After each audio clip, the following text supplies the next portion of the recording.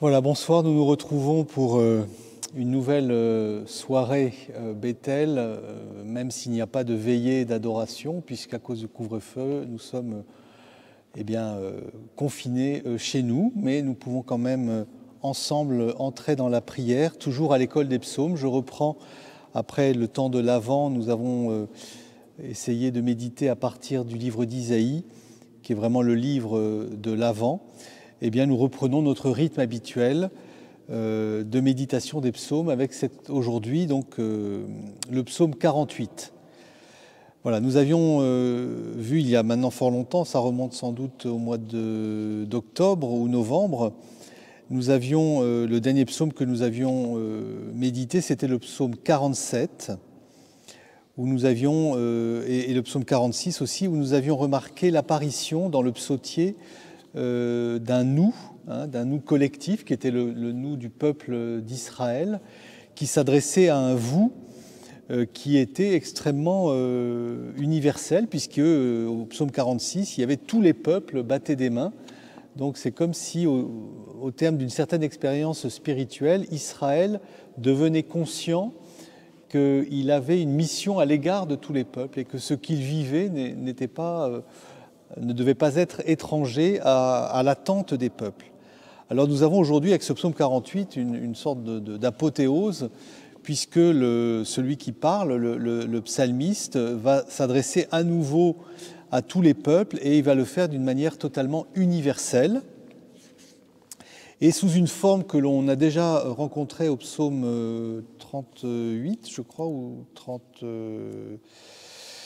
36, sous une forme sapientielle, c'est-à-dire c'est un enseignement de sagesse. Voilà, le psalmiste ici ne s'adresse pas à Dieu, mais il s'adresse aux hommes et en particulier aux nations païennes, aux habitants de l'univers. Écoutez ceci, entendez bien, habitants de l'univers.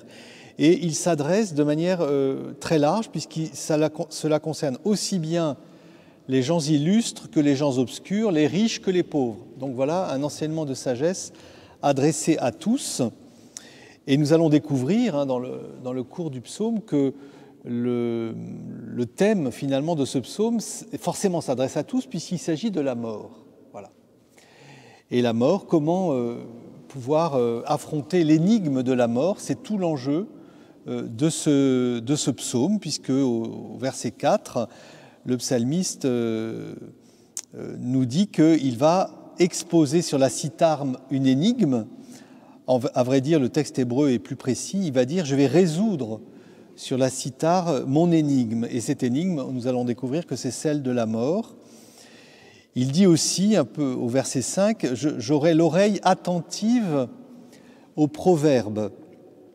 Alors, les proverbes, là aussi, sont malheureusement mal traduits. Il faut plutôt dire « J'aurai l'oreille attentive à une parabole, à une ressemblance ». En fait, nous allons voir comment, pour résoudre cette question de la mort, ce sage va chercher dans le monde, dans la création, des ressemblances, des paraboles qui vont lui peut-être le mettre sur la piste de la solution. Et on va voir qu'il va y arriver d'ailleurs. Et nous allons retrouver ce terme de parabole, de ressemblance dans le verset qui va devenir en fait le leitmotiv de la leçon même de ce psaume, c'est le verset 13 et qui se répète au verset 21. J'en arrive donc à la question, à l'énigme qui est annoncée au verset 6 et au verset 7. C'est au fond pourquoi craindre les jours de malheur, pourquoi craindre les fourbes qui veulent m'encercler, et ces fourbes dont on découvre au verset 7 que ce sont les riches qui s'appuient sur leur fortune et qui se glorifient de leur grande richesse. Et donc il y a cette expérience. Pourquoi craindre? Il y a aussi cette idée, craindre, c'est que pourquoi être impressionné par cette grande richesse, par ces fourbes? Alors pourquoi est-ce que le psalmiste parle des riches comme des fourbes? Parce que, ça c'est l'expérience d'Israël, c'est que celui qui met toute sa vie à posséder, à amasser des richesses, eh bien, il ne peut le faire en réalité qu'au prix d'une fourberie, d'une tromperie. Et il y a d'autres psaumes, nous les verrons peut-être, où Dieu dit, par exemple, quand ils mangent leur pain, quand les riches mangent leur pain, en réalité, ils mangent mon peuple. C'est-à-dire que la richesse, elle se paye du sang des pauvres. Ça, c'est l'expérience de la Bible, expérience qu'on retrouvera sous des formes autres, bien sûr, mais sous la plume de Marx, finalement. Marx, qui est juif, il connaît bien sa Bible, et il sait bien que cette expérience, ou plutôt cette constatation de l'Ancien Testament, que la richesse, elle se fait toujours au détriment des pauvres. Ce n'est pas qu'une affaire de hasard. Bon, il y en a qui sont riches, d'autres qui sont pauvres, c'est dommage. Non, l'accumulation de richesses, elle se paye sur le dos des pauvres.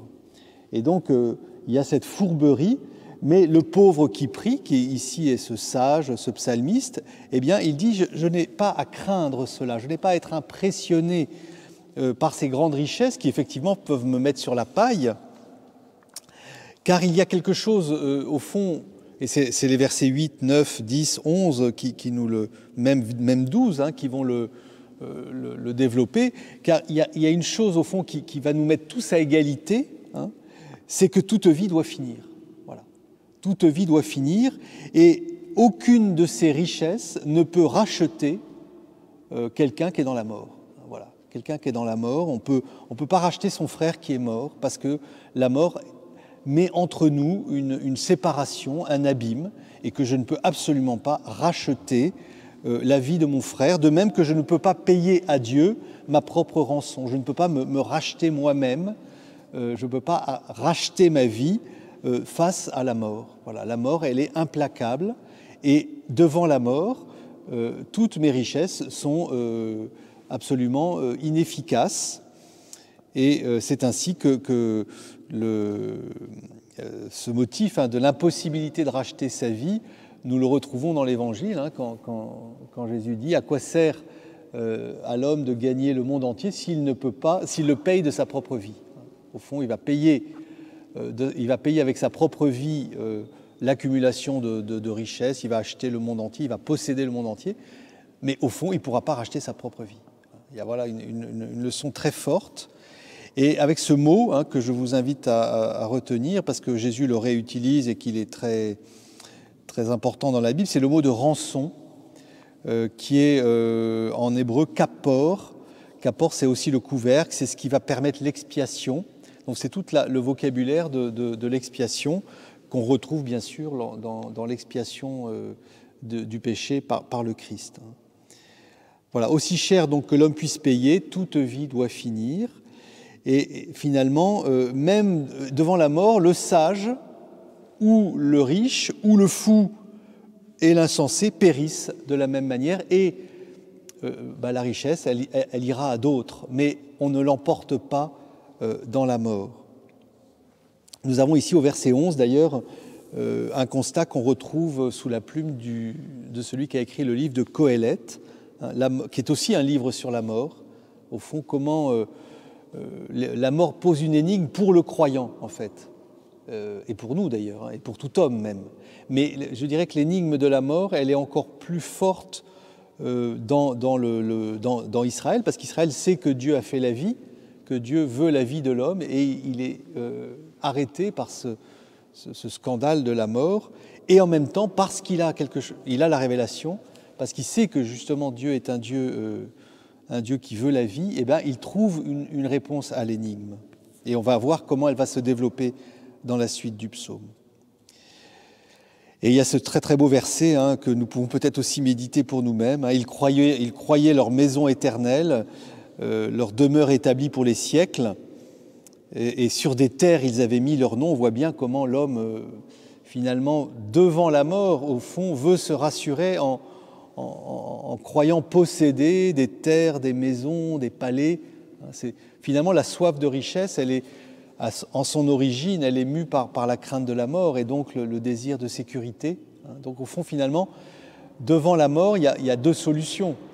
Soit je cherche à me sécuriser avec des richesses, et à ce moment-là, c'est le jeu des fous et des insensés.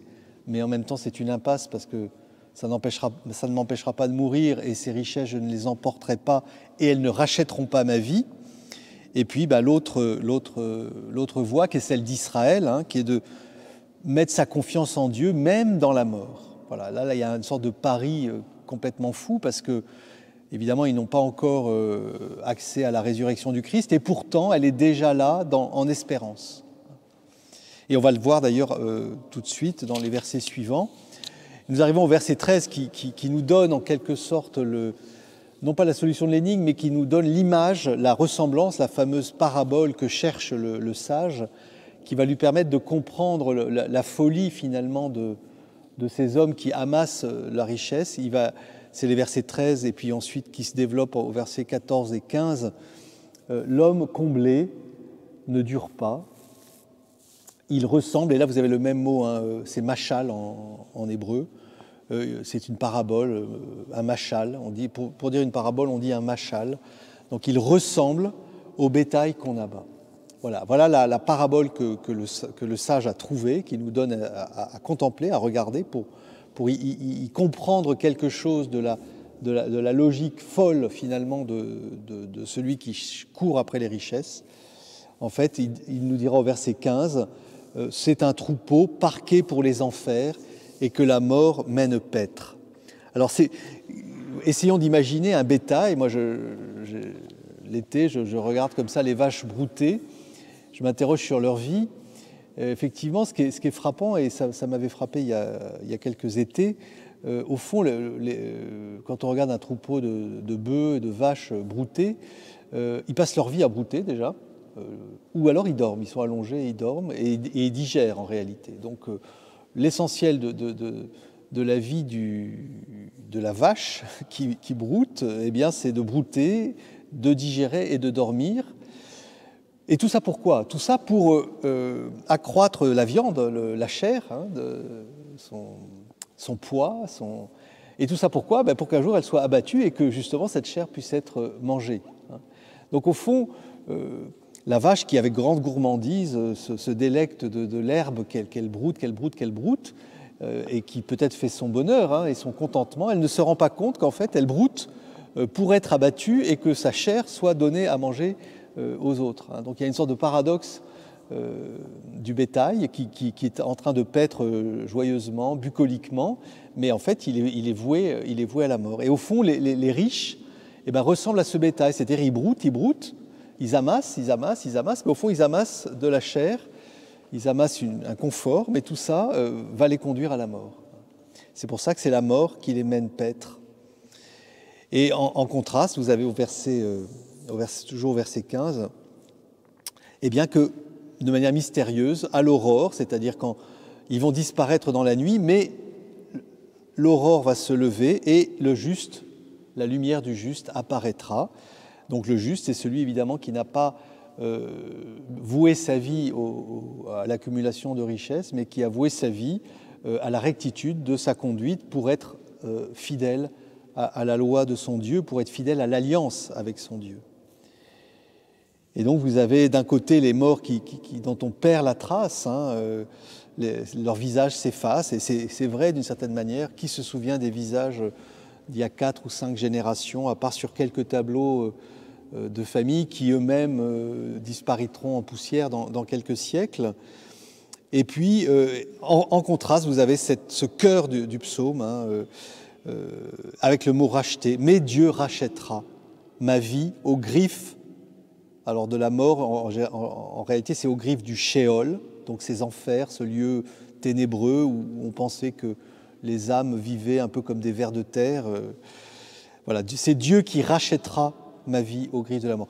Le psalmiste ne peut pas en dire plus parce qu'il ne sait pas comment, mais il vit déjà d'une foi en la puissance de Dieu sur la mort, hein, pas encore manifestée bien sûr dans la résurrection du Christ, mais si Dieu est Dieu, moi qui suis juste, moi qui n'ai pas misé ma vie sur les richesses, mais sur Dieu, eh ben, je sais que celui sur qui j'ai misé ma vie ne me décevra pas. Dieu rachètera ma vie, on retrouve, hein, moi je ne peux pas racheter ma vie, mais Dieu va la racheter. Alors comment sans doute faudra-t-il que Dieu descende lui-même aller me chercher dans la mort, et c'est ce que Jésus fera le samedi saint. Mais il y a déjà cette certitude que Dieu va me racheter. Et puis si Dieu rachète, c'est qu'il va payer le prix. Voilà. Il va payer un prix, et un prix sans doute exorbitant. Et ce prix, nous le connaissons, hein, c'est le sang du Christ. C'est lui qui me prendra. Il y a quelque chose de très beau ici. On retrouve en écho, les morts ne prennent rien quand ils descendent dans la mort. C'est au verset 18. Aux enfers, il n'emporte rien, il ne prend rien. Et Dieu, lui, me prend à la mort. Il y a ce double mouvement, le mort qui descend sans rien prendre, et Dieu qui vient prendre le juste aux enfers. Voilà. Et on arrive maintenant au terme où le psalmiste qui s'adressait à la terre entière, parce qu'au fond l'humanité entière est concernée par la mort, cette fois-ci il s'adresse à un tu, donc tout le monde peut s'y reconnaître, hein. Après avoir donc résolu l'énigme, hein, eh bien ne crains pas l'homme qui s'enrichit, ne sois pas impressionné, n'envie pas, ne jalouse pas l'homme qui s'enrichit, qui accroît le luxe de sa maison, car aux enfers, il ne prend rien, il n'emporte rien.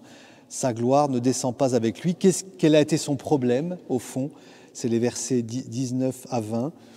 De son vivant, il s'est béni lui-même. Au fond, évidemment, si je me bénis moi-même, de même que je ne peux pas racheter ma vie tout seul, j'ai beau me bénir moi-même, ça ne fait rien du tout, parce que je ne suis pas capable de m'apporter du bien à moi-même, sinon un bien extérieur. Mais la bénédiction que Dieu nous donne, ce n'est pas des biens extérieurs, c'est des biens intérieurs, c'est la vie, c'est l'Esprit Saint, c'est la fécondité d'une vie, c'est le sens d'une vie. Voilà. Et donc nous avons d'un côté tous ces morts qui descendent et qui ne verront jamais plus la lumière, et puis ce cri de la foi, hein, du juste qui est béni par Dieu, qui sait que Dieu le rachètera. Et nous terminons, parce que le but, ce n'est pas d'enfoncer les riches et de dire qu'ils sont des salauds et qu'ils vont tous disparaître. Le but, c'est que le riche et que les hommes qui écoutent ce psaume, qui rentrent dans cette prière, dans cette méditation, puissent changer. Et donc, vous avez au verset 21 quasiment le même verset qu'en 13, mais au lieu de dire l'homme comblé ne dure pas, il y a l'homme comblé qui n'est pas clairvoyant ou qui n'est pas intelligent. L'intelligence en hébreu, c'est bin, et bin, c'est discerner, c'est pas faire des calculs, c'est prendre le bon parti. Il ne faut pas se tromper, quoi. Il faut choisir, il faut bien discerner sur quoi on va miser le sens de sa vie.